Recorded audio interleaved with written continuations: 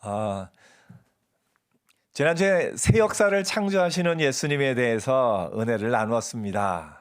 창세기에 이제 새로운 역사를 하나님이 만드신 것처럼 요한도 예수님에 대해서 소개하면서 태초에 말씀이 계시니라 거기서부터 시작해서 세례 요한이 예수님을 증거하고 또 예수님이 제자들 한 명 한 명을 만나고 가나의 혼인 잔치까지 7일의 역사를 기록합니다. 그러면서 물이 포도주로 바뀌었던 것처럼 하나님이 새로운 역사를 이루고 계심을 또 요한이 기록을 합니다. 오늘 여러분, 예수님은 새로운 역사를 시작하십니다. 아멘. 물이 포도주로 바뀐 것처럼 우리의 삶에도 새로운 역사가 있게 될 겁니다. 우리의 삶에 사실 물이 포도주로 바뀐 건 단순한 물리적인 변화가 아니라 화학적인 변화죠. 놀라운 변화입니다. 이것이야말로 기적입니다. 그럴 때 이것이 예수님이 우리의 마음 가운데 새로운 창조의 역사를 이루어 주십니다. 사실 10길 물 쏘고 알아도 한 길 사람 쏘고 모른다고요. 다른 건 다 바꿀 수 있어도 사람의 마음 바꾸는 건 참 어렵습니다. 바꾸는 게 얼마나 어렵냐면 내가 내 마음 바꾸기도 어려워요. 참 쉽지 않습니다.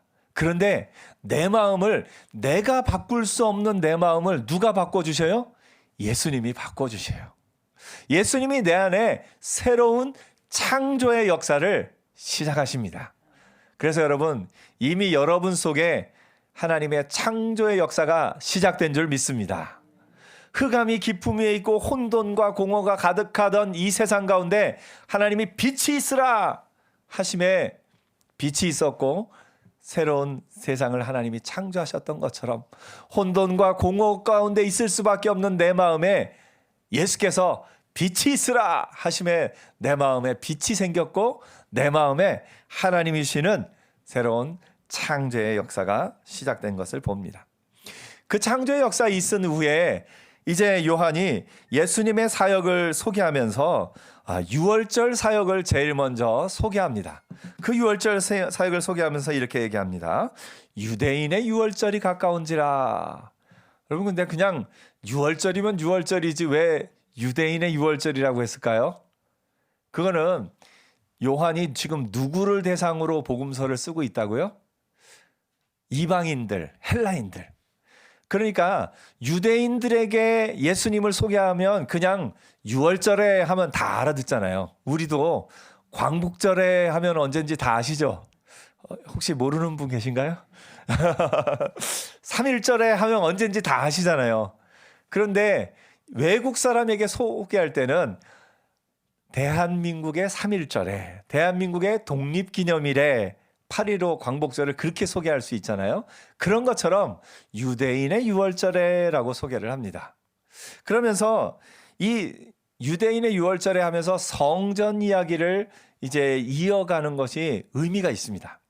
그러니까 이방인들에게 성전은 어떤 곳이냐, 이방인들에게 신은 어떤 신이냐, 그거를 알고 나면 요한이 이 예수님의 이 성전 이야기, 성전을 이제 돈 바꾸는 사람들을 쫓아내시고 성전을 헐라 다시 지으리라 한 얘기가 어떤 의미인지를 보다 알 수 있습니다. 그때 당시의 문화는 그리스 로마 시대라고 우리가 이해를 하죠. 그리스 로마 시대는 당시의 이방인들 헬라인들은 어떤 문화를 갖고 있죠? 신전이 어떤 신들의 집으로 인식되고 있고, 근데 그 신들은 세상 가운데 사는 이 사람들과 함께 사는 신입니까? 아니면 저쪽에서 신들만의 세계가 따로 있는 그런 신들입니까? 신들만의 세계가 따로 있죠. 예. 이 세상 사람들의 삶과는 무관한 신들만의 세계가 따로 있는 그런 신들에 대해서 생각하고 있던 당시 이 그리스 로마 시대의 사람들입니다. 그러니까 그런 신화 속에 살고 있던 사람들에게 예수님에 대해서 소개를 하면서 예수님은 어떤 분이시냐? 하나님이 이 땅 가운데 우리와 함께 하시는 증거로서 예수님을 소개하고 있습니다. 하나님은 우리의 삶과 동떨어져서 하는 그런 어떤 사람들이 만들어낸 개념, 그런 어떤 것이 아니라 사람을 창조하시고 사람의 삶에 관심이 있으시고 사람의 삶을 변화시켜서 새로운 창조의 역사를 만들어내시는 하나님이시다라는 것을 요한이 오늘 소개하고 있습니다. 조금 더 자세히 살펴보면 이제 6월절이 돼서 예수님이 예루살렘으로 올라가십니다. 예수님의 공생의 사역을 우리가 보통 3년 얘기를 하죠. 예수님이 30살까지는 그 부모님과 함께 또 이렇게 가족과 함께 지내시고 30살부터 3년 동안 6월절에 3년 동안 사역을 하시는데 그걸 어떻게 할 수 있냐면 예수님이 주 사역지는 갈릴리 지역이에요. 시골이죠. 어촌이고 농촌이고 거기서 주로 사역하시면서 예루살렘으로 언제 올라오시냐면 6월절마다 올라오셔요. 그래서 예수님이 6월절에 예루살렘에 올라오셨다는 얘기가 3번 기록됩니다. 어떤 학자들은 이제 4번 얘기를 합니다. 4번은 뭐냐면 시작하자마자 올라오셨던 그거 포함하면 4번입니다. 그렇게 해서 이제 4번 정도 3년간 6월절에 올라오신 내용을 이제 성경이 기록하고 있습니다. 그 예수님이 6월절에 예루살렘에 올라오셨는데 처음에 사역을 시작하자마자 예루살렘 성전 안에 들어갔더니 소와 양과 비둘기 파는 사람들 그리고 동전 파는 사람들이 있습니다. 예수님이 그걸 보고 너무너무 안타까워하시면서 그들을 내어 쫓으십니다. 근데 여러분 예수님이 소 팔지 말라고 그런 걸까요? 양을 팔거나 동전을 바꾸는 거나 그런 일을 하지 말라고 그러신 걸까요? 예, 그 일 자체를 하지 말라고 그런 것이 아니라 그 일을 어디서 하지 말라고 한 겁니까? 성전에서 하지 말라 한 겁니다. 그러니까 그 일 자체가 잘못된 것이 아니라 그걸 어디에서 하는 것이요? 성전에서. 왜냐? 성전은 어떤 곳이 되어야 하느냐 하면은 하나님의 임재가 있는 곳, 하나님에게 집중하는 곳, 하나님을 만나는 곳이 되어야 하기 때문에 그렇습니다. 구약시대에 하나님은 이스라엘과 함께 하기를 원하셨어요. 근데 이스라엘 백성을 그래서 저 애굽 땅에서 구원해 내시고 가나안 땅으로 인도하셨습니다. 하나님이 함께 하기를 원하셨는데 이스라엘 백성 가운데 죄가 있기 때문에 하나님이 함께 하실 수가 없었어요. 근데 하나님이 그래서 이스라엘 백성과 함께 하기를 원해서 무슨 제도를 만드셨어요? 제사 제도를 만드십니다. 제사 제도를 통해서 동물들을 죽여서 이 이스라엘 백성의 죄를 대신해서 동물들을 잡아 제사를 드리면서 그 죄를 깨끗하게 하고 하나님 앞에 나올 수 있었습니다. 그래서 성막은 하나님이 이스라엘과 함께 하신다라는 증거로서 성막이 있습니다. 이제 이스라엘이 가나안 땅에 정착해 살면서 왕을 세우게 된 그때에 하나님은 사실 성전을 지으라고 말씀하진 않으셨어요. 그 성전 얘기를 먼저 꺼낸 사람 누구냐면 다윗이에요. 자기가 이제 왕이 돼서 왕궁에 이렇게 있고 보니까 자기는 너무너무 이렇게 좋은 곳에 있는데 하나님의 법궤가 여전히 성막에 이렇게 있는 걸 보고 마음에 소원을 품습니다. 성전을 짓기로. 근데 하나님이 그 마음을 기뻐하셨어요. 근데 다윗은 너무 피를 많이 흘렸기 때문에 다윗에게서가 아니라 그 아들 솔로몬 때에 이제 성전을 짓게 됩니다. 성전을 지으면서 그 성전을 지은 솔로몬이 기도한 걸 보면 당시 사람들의 성전에 대한 생각을 알 수 있어요. 솔로몬의 기도가 뭐라고 나오냐면 하나님이 어찌 여기 계시겠습니까? 하나님은 하늘의 하늘이라도 그 어떤 것도 하나님의 처소가 되기에는 부족할 터인데 그래도 우리가 지은 이 성전에 어떻게 하나님이 거하시겠습니까? 많은 우리를 부족함을 굽어보시고 우리가 하나님을 만날 만한 곳을 여기다 두기를 소원하니까 우리가 여기서 기도할 때에 우리 기도를 들어주옵소서 이런 마음으로 솔로몬이 성전 봉헌식에서 기도합니다. 그러니까 성전도 역시 하나님이 이스라엘 백성 가운데 함께 하신다라는 상징으로서의 성전이 의미가 있습니다. 그래서 이스라엘 백성은 1년에 한 번 언제나 이 예루살렘에 와서 성전에 와서 하나님께 제사를 드림으로써 하나님이 우리와 함께 하신다라는 것을 또 제사하면서 믿음으로 고백하면서 이렇게 살아가게 되었습니다. 그런데 이스라엘 백성이 그렇게 제사를 드리는데 하나님이 함께 하신다라는 게 제사의 목적이고 성전의 목적인데 그만 제사 드리고 또 성전에 오고 하다 보니까 그 어떻게 보면 주객이 전도되었다고 하죠. 전도되어서 그게 바뀌어서 이제는 성전에서 제사를 어떻게 드리느냐 그게 더 중요해졌던 것 같습니다.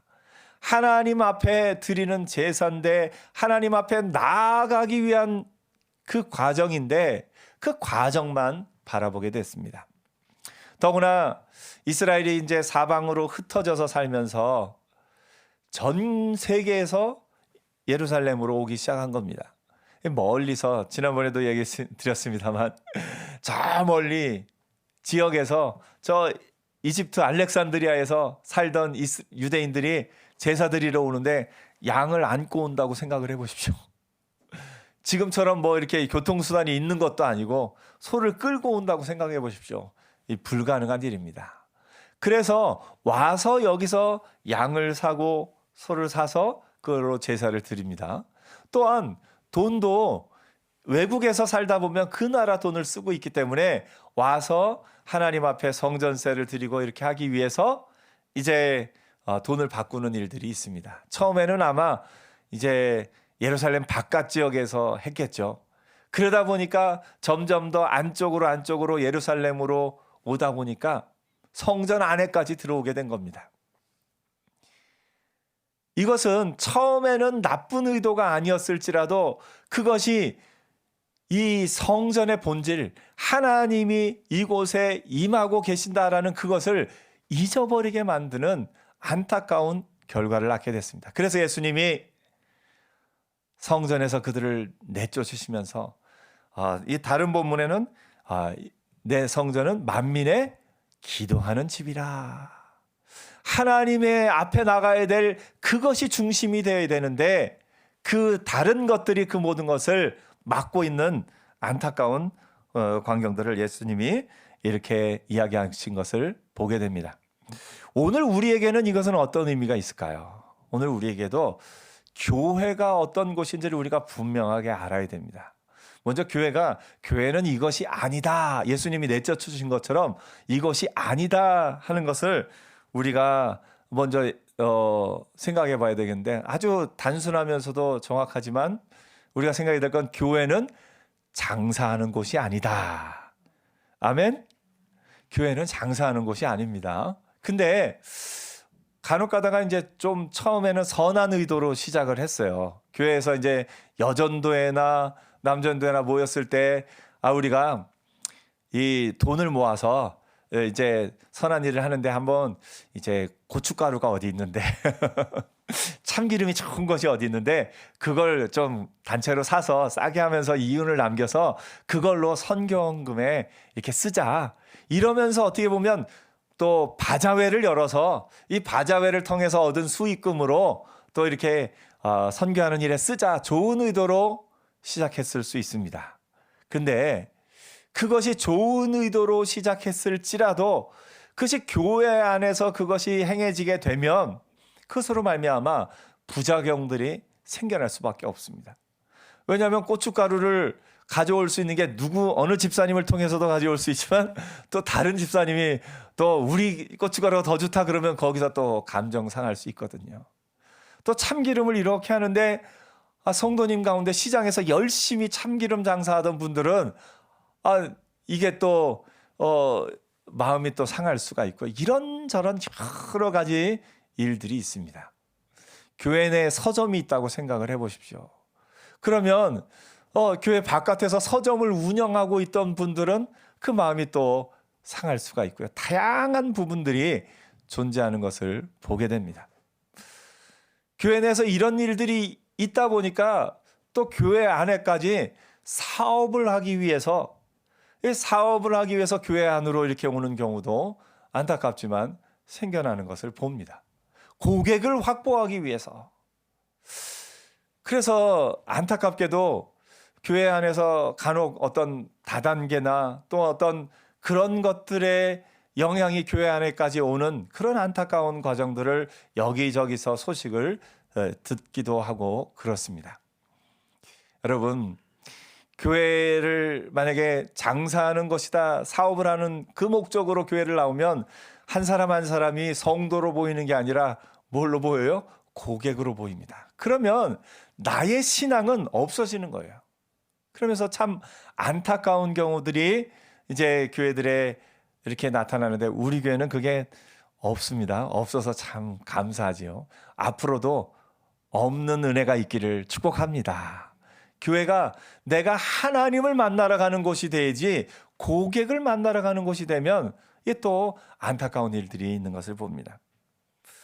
또한 여러분, 교회는 정치하는 곳이 아닙니다.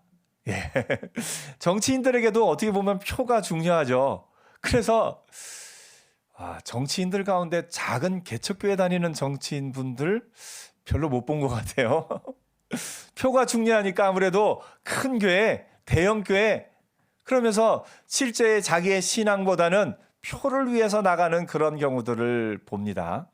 교회는 정치하는 곳이 아닙니다. 교회는 하나님을 만나는 곳이고 또 교회는 하나님 앞에 예배하는 곳입니다. 어떤 분들은 사람이 많이 모이는 곳이니까 이 사람이 많이 모이니까 내가 지지하는 정당, 내가 지지하는 후보, 그것을 교회 내에서 이렇게 이야기하고 싶은 마음도 있고 또 그런 어떤 마음들이 있을 수도 있습니다. 하지만 교회는 하나님을 만나는 곳이 되어야 되지 교회가 정치하는 곳이 되면 안 됩니다. 또한 교회는 문화센터가 아닙니다.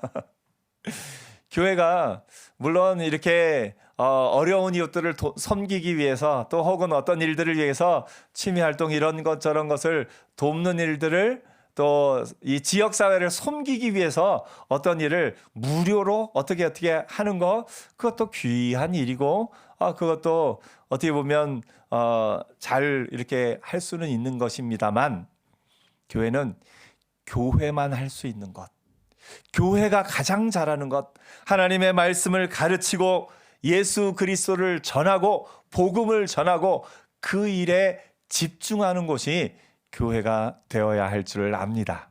그래서 교회가 경제활동을 하는 곳이나 정치활동을 하는 것이나 사회활동을 하는 곳이 아니라 교회는 교회로서 하나님을 예배하고 하나님을 만나고 하나님 앞에서 또 함께 찬양하는 그런 곳이 되어야 할 줄 믿습니다. 그래서 교회는 건물이 아닙니다. 또한 교회는 건물이 아니에요. 교회는 건물이 아니라 사람입니다. 여러분 한 사람 한 사람이 교회입니다. 예전에는 옛날 어른들은 교회 갈 때에 교회당에 간다 이렇게 표현을 했어요. 예배당에 간다. 그러니까 건물이라는 당, 집을 의미하는 건물을 이렇게 의미하는 단어를 좀 별도로 썼습니다. 근데 이제 어떻게 보면 대명사가 되면서 그냥 교회 하면은 이 건물을 보통 많이 지칭하기도 합니다. 그러나 여러분 본질적인 의미에서는 교회는 여러분 한 사람 한 사람이 교회입니다. 하나님을 믿고 하나님의 백성된 하나님의 자녀된 사람들의 모임이 교회입니다. 그래서 옆에 한번 자기를 소개해 주세요. 제가 교회입니다. 아멘. 네, 여러분 한 사람 한 사람이 교회입니다. 그래서 교회는 예수 믿는 사람들의 모임, 하나님의 자녀들의 모임이 교회지 이 건물 자체가 교회인 것은 아닙니다. 건물은 예배당이다. 우리가 오히려 이렇게 부르는 것이 더 맞습니다. 예수님은 그것을 분명히 하려고 이 성전 안에서 장사하는 사람들과 동전 바꾸는 사람들을 성전 바깥으로 몰아내십니다. 그랬더니 이 사람들이 유대인들이 묻습니다. 내가 만약에 그러니까 선지자라면 이 일들을 행하는 걸 보니까 선지자인 것 같은데 우리에게 어떤 표적을 보여주겠느냐? 예수님은 이 성전의 본질, 성전이 하나님의 임재가 있는 곳, 그것 마음 때문에 그들을 내쫓았는데 그들은 표적을 구합니다. 그에 대해서 예수님이 한 번 더 성전 이야기를 하십니다. 이 성전을 헐라 내가 사흘 동안에 일으키리라. 이 이적이기도 하면서 성전의 본질에 대해서 한 번 더 이야기해 주시는 것을 봅니다. 성전의 본질이 뭡니까? 성전은 하나님의 임재가 있는 것. 근데 예수님이 이 성전을 헐라 하면서 성전은 누구를 가리키게 됐습니까? 성전이신 예수님을 가리키게 됐습니다. 제자들도 그때 당시에는 못 깨닫다가 나중에 깨닫습니다. 그것이 예수님을 가리키는구나. 그걸 무슨 의미입니까? 하나님의 임재가 있는 곳이 성전인데 그 하나님의 임재가 분명하게 나타난 분이 누굽니까? 예수님입니다. 하나님은 우리와 함께 하기 위해서 예수님을 이 땅에 보내셨습니다.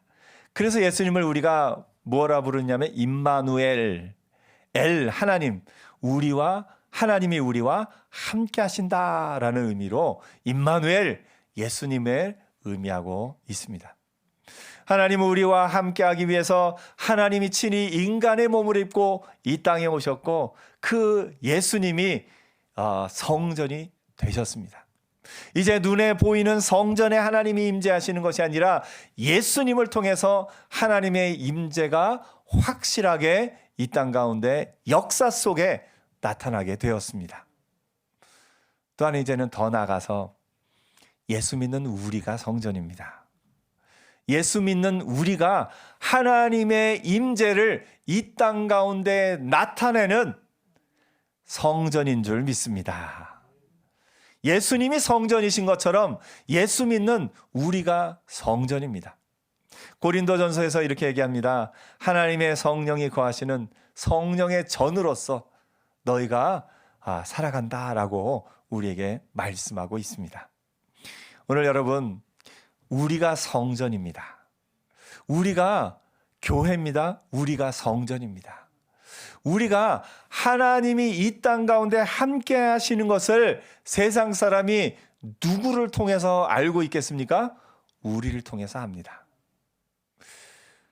우리가 아까도 광고 시간에 얘기했습니다만 튀르키예를 우리가 돕기 위해서 한국교회 사랑으로 우리 교회가 또 얼마를 보태고 또 이쪽 교회가 저쪽 교회가 다 한 마음으로 모아서 이제 튀르키예 땅에 가서 2억 원이 넘게 그 구제 활동을 하고 또 섬기고 하는 그 일들 가운데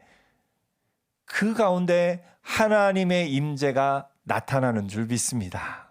우리가 이 땅 가운데 구제하며 복음을 전하며 살아가는 교회의 삶을 통해 우리의 삶을 통해 하나님의 임재가 이 땅 가운데 나타나는 겁니다. 또한 교회로서 하나님의 성전으로서 여러분의 삶을 통해 하나님의 임재가 가장 잘 나타나는 것은 어디냐? 여러분의 언어를 통해서입니다. 여러분의 말을 통해서 하나님의 임재하심이 이 땅 가운데 나타납니다. 그러므로 성전된 우리, 하나님의 임재를 드러내야 될 우리가 가장 주의해야 될 것은 나의 말입니다. 여러분의 말을 통해서 하나님의 임재가 이 땅 가운데 나타나는 은혜가 있기를 축복합니다. 내 말은 내가 불평하며 원망하며 싸우며 공격하며 그런 언어로 이 세상 가운데는 살아가고 있지만 하나님의 임재를 경험하고 하나님의 임재를 누리는 우리의 말은 감사하며 칭찬하며 격려하며 용서하는 말이 우리 가운데 더욱 많이 나타나야 할 줄 믿습니다. 오늘 우리가 세상의 언어가 아닌 하나님이 우리에게 주신 언어로 사랑하며 격려하며 힘주며 나아갈 때에 그 말을 통해서 하나님의 임재를 이 세상 사람들이 알게 되는 겁니다. 그러므로 여러분, 일주일 동안 이번 한 주간 살 동안에 한 사람 한 사람을 만날 때에 하나님이 나와 함께 하시다는 것을 이 사람에게 어떻게 표현할까? 어떻게 이 사람을 축복할까 하는 마음으로 사는 은혜 있기를 축복합니다. 여러분, 누군가를 만날 때 보통 첫 마디를 뭘 하세요? 첫 마디를 우리 그냥 뭐 안녕하세요, 뭐 식사하셨나요 하면서 날씨 얘기하고 이러는데 우리 신앙 안에서 그 사람이 가진 장점을 먼저 칭찬해 주는 언어를 한 번씩 했으면 좋겠어요. 그래서 지금 한번 연습해 볼까요? 옆에 사람을 보면서 옆에 사람이 있는 장점을 한 가지 칭찬을 해 주세요. 아유, 눈이 아주 예쁘시네요. 아주 성실한 분이시네요. 하면서 옆에 한번 칭찬해 주세요. 예. 참 귀한 분이시네요. 예. 예. 여러분,